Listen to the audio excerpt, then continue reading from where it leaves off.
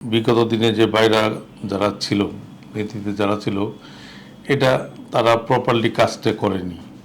তারা এম্বাসি, যেমন একটা এম্বাসিতে এখন সৌদি এম্বাসিতে এই সপ্তাহে ভিসা দিলে পরের সপ্তাহে যা ভিসা দেয়, আগে কিন্তু পরের দিনই দিয়ে দিত।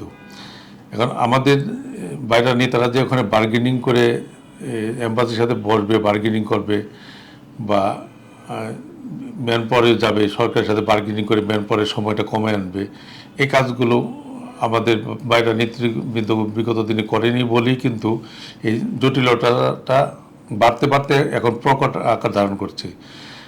এই কারণে দেখা যাচ্ছে যে অনেকে ভিসা কিনে আনলো, ভিসা পাঠানোর আগে মাদার ভিসার মেয়াদ শেষ হয়ে যায়।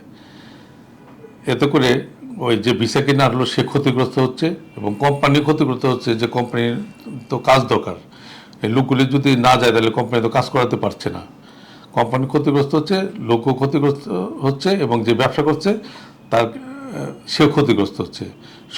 সবাই মিলেই ক্ষতিগ্রস্ত হচ্ছে এই দীর্ঘসূত্রিতার কারণে।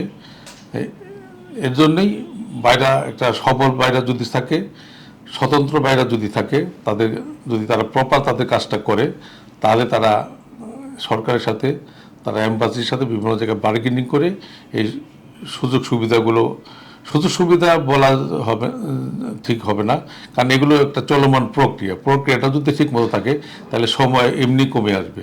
এখানে সুযোগ দেওয়ার কিছু নেই। আমরা চাই যে প্রপার ওয়েতে, যে নর্মাল ওয়েতে স্মুথলি কাজটা হয়ে যাক, হয়ে গেলেই সময় কমে আসবে।